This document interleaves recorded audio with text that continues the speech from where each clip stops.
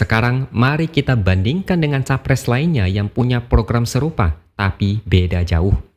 Sama-sama ada kata gratisnya, tapi isinya beda jauh bagai bumi dan langit. Ganjar membuat sekolah gratis supaya SDM lebih berkualitas dan ujung-ujungnya mengentaskan kemiskinan. Prabowo juga ada gratisnya, tapi makan gratis. Makanan apa yang dikasih kita tidak tahu.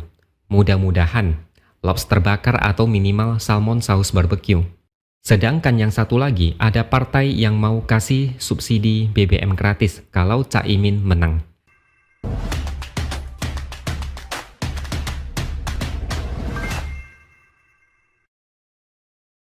Halo, bertemu lagi dengan saya X Hardy di Opini Siwer.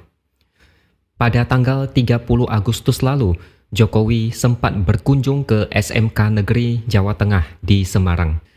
Jokowi mau menyaksikan sendiri betapa suksesnya sekolah gratis ini melahirkan lulusan yang handal. Hasilnya Jokowi kagum. Dia memuji Ganjar. Sekolah ini awalnya adalah balai latihan kerja, kemudian disulap menjadi SMK Negeri khusus untuk siswa dari keluarga yang tidak mampu. Jokowi bahkan meminta supaya Menteri Pendidikan Nadiem Makarim untuk berkunjung sekaligus mengevaluasi sekolah itu. Jokowi mau sekolah model begini bisa ditiru dan diperluas sampai ke tingkat nasional. Yang dilakukan Ganjar cukup simpel.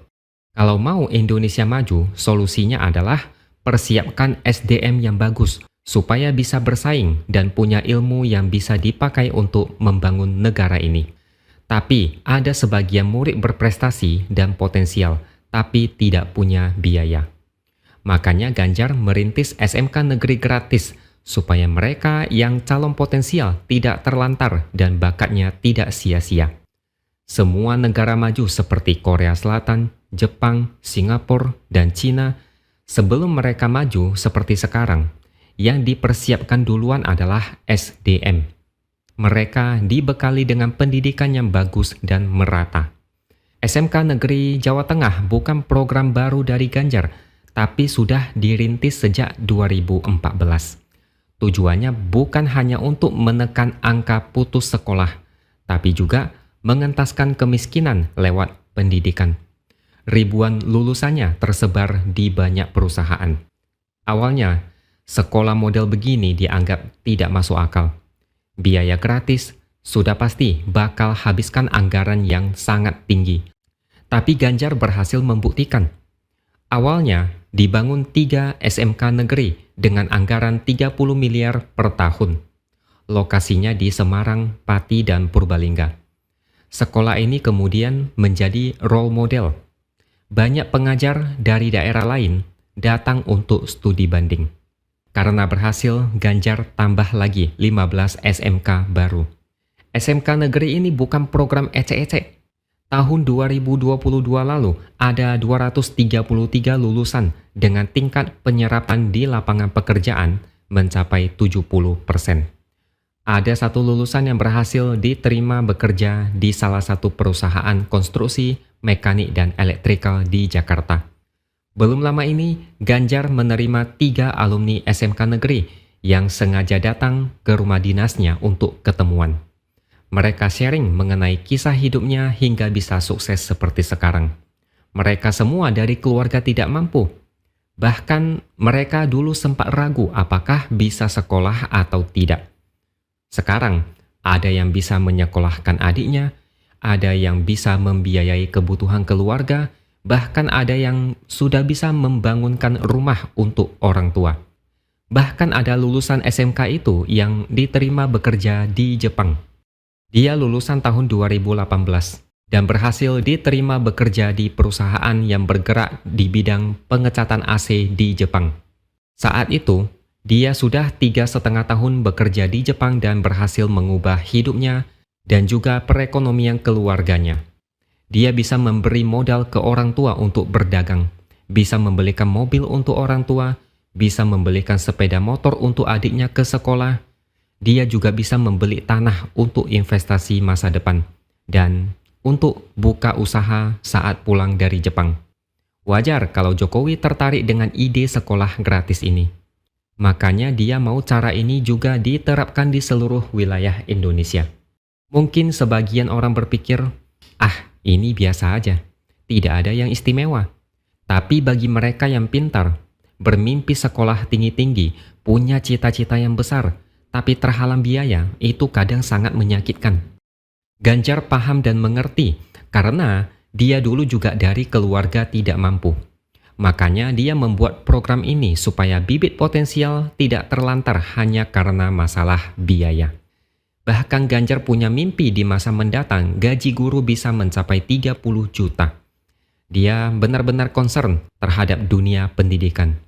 Dia tahu hanya lewat pendidikanlah negara ini bisa maju melalui SDM yang handal.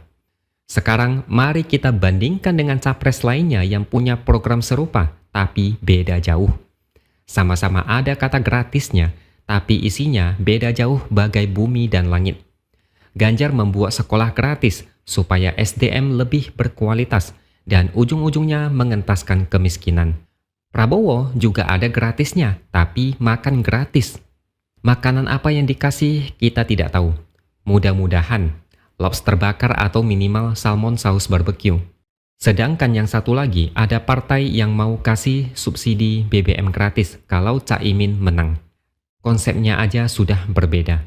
Yang satu mengasah otak rakyat lewat pendidikan supaya nanti mereka bisa mandiri, mendapatkan pekerjaan dan bisa menghidupi diri sendiri. Yang satu lagi cuma makan, makan, dan makan. 3 SMK negeri biayanya 30 miliar per tahun. Sedangkan biaya makan gratis sebanyak 400 triliun setahun. Dengan uang sebanyak itu, bisa dibangun puluhan ribu sekolah yang sama di seluruh Indonesia. Puluhan ribu sekolah gratis. Bayangkan jika ada puluhan ribu sekolah gratis, berapa banyak anak-anak keluarga miskin yang bisa sekolah gratis? Berapa banyak bibit-bibit potensial yang bakal lahir? Berapa banyak orang-orang cerdas yang di masa depan akan bisa membangun negara ini? Bandingkan dengan program Prabowo, ratusan triliun hanya untuk makan doang. Coba pikir, mana yang lebih baik? Pendidikan gratis, atau makan gratis, atau subsidi BBM gratis? Mana yang lebih penting untuk jangka panjang? Ya pastinya pendidikan. Tidak ada negara maju yang dulunya tidak mementingkan pendidikan. Singapura, negara kecil, tidak punya sumber daya alam, tapi bisa menjadi negara maju karena berhasil membangun SDM. Kalau SDM amburadul, percuma kalau banyak sumber daya alam karena tidak ada yang bisa mengelola. Bukan cuma itu aja, SDM yang pendidikan rendah rentan kena tipu dan mudah diadu domba oleh orang-orang munafik yang suka jualan janji surga. Capres menjual janji gratis tapi jangka pendek.